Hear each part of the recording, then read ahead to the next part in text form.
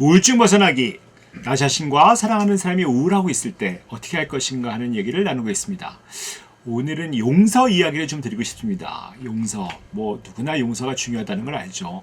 용서가 참 근데 하기가 어려워요. 그러니까 용서가 영어로 forgive잖아요. forgive. forgive가 뭐야? for에다가 give가 붙은 거잖아요. 뭔가 준다는, 누구를 위해서 준다는 거죠. 뭘 줄까요?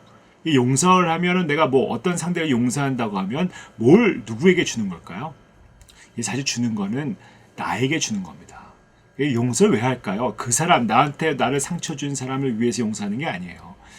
용서하는 가장 큰 이유는 내가 편해지고 내가 평화를 얻기 위해서 하는 거죠. 근데 이게 용서라고 하면 정말 어렵습니다. 우리가 보면 기독교에서 예수 그리스도 이런 정도가 돼야 용서를 하는 거죠. 이게 사실은 그때는 그 시절에 벌써 눈에는 눈, 이에는 이, 그대로 해라라고 하는 것들이었는데 그때 용서하라고 했잖아요. 그래서 용서하라는 것들이 어떤 것일까? 그냥 줘라, 놔두는 것이었거든요. 놔둬라. 근데 놔둔다는 게 너무 어려워요. 오죽하면 예수님이나 할 수 있다 이렇게 생각할 거예요. 그런데 이게 용서를 안 하면 견딜 수 없을 때가 많이 있습니다. 우리가 보면 이 마음에 상처가 있으실 때 어려우신 분들, 이 마음에 어떤 얽힘, 묶임 이런 것들로 놓지 못하고 힘든 것들이 굉장히 많거든요. 이제 그 묶였다는 것들, 어디가 보면 우리가 어떤 마음에 딱 붙여 있는 거 있잖아요. 불교에서는 그걸 착이라 그러죠. 어디 가서 딱 붙어버리는 거. 내 마음이 거기에 붙어 있고 항상 뭘 하다 보면은 나한테 가해를 했던, 나한테 못되게 굴었던 그 사람, 내가 도저히 용서할 수 없는 그 사람이 떠올라요. 그리고 내 마음이 거기 가 있는 거죠. 거기에 붙어 있는 거죠. 우리가 그 마음이 붙어 있으면 어떻게 할까요? 난 그 사람은 사실은 나에게 가해를 했던 그 사람은 전혀 마음도 안 쓰고 있는데 이 피해를 받은 내가 항상 거기에 대해서 화가 나고 부딪히고 거기에 마음이 묶여 있는 거죠.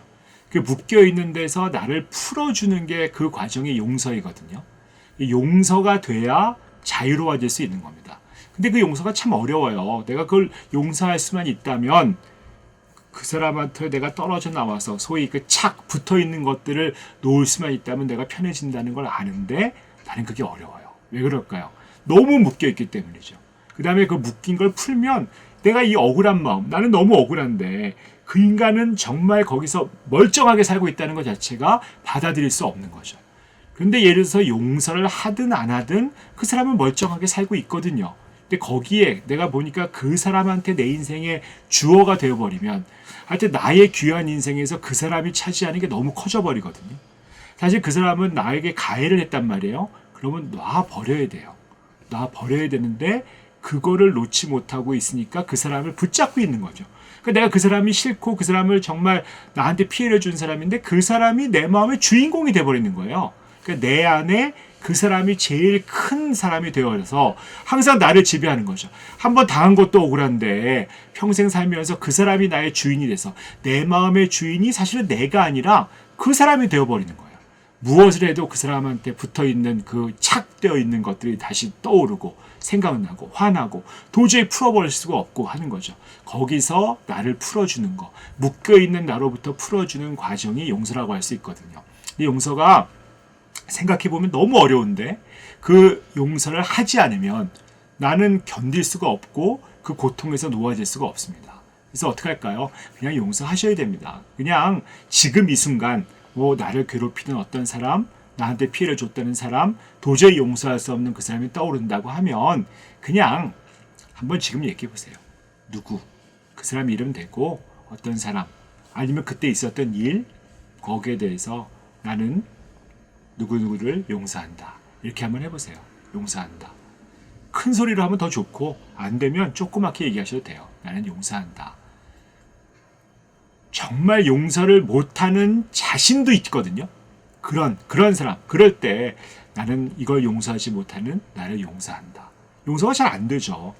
근데 하여튼 항상 그런 용서의 태도를 갖춰보는 거는 참 의미 있어요.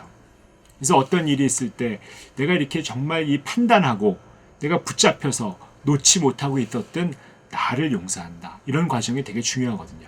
계속 용서한다. 결국 내가 이거를 붙잡고 있다는 거는 내가 거기에 묶여서 해결하지 못하고 있다는 거예요. 근데 이거를 용서하지 못하죠. 용서해야 되는 거예요. 지금 이 유튜브 보시고 용서해야 된다고 생각하셨어요. 한번 해보려고 하는데 용서가 안 돼요. 지금 어려워요.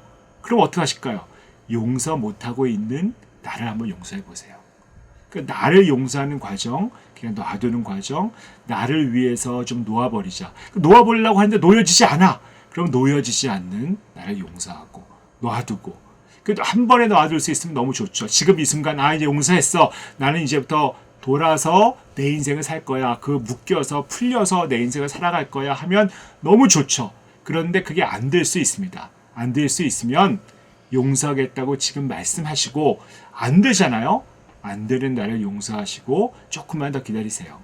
기다리시면서 조금씩 그 사건, 그 사람도 용서하고 나도 용서하고 그렇게 되면서 정말 잊어버리고 풀어내갈 수 있는 이제부터 내 인생, 그 사람이 내 인생의 주어가 되지 않는 내가 내 인생의 주어가 되는 그런 나만의 삶을 한번 살아보자라는 것으로 한번 오늘 결심해 보시고 잘 안 되면 그냥 오늘부터라도 뭐 내 마음이 나쁜 마음이 있거나 어려운 마음이 있을 때 조금 30분 너무 길 수 있어요. 한 3분, 1분, 30초라도 나는 그를 용서한다 라고 말로라도 시작을 하는 것들이 용서로 들어가는 첫 길이고 그 용서하지 못하는 나를 또 용서하시는 것이 용서의 두 번째 길이다 라고 말씀드릴 수 있을 것 같습니다. 오늘은 여기까지 하도록 하겠습니다.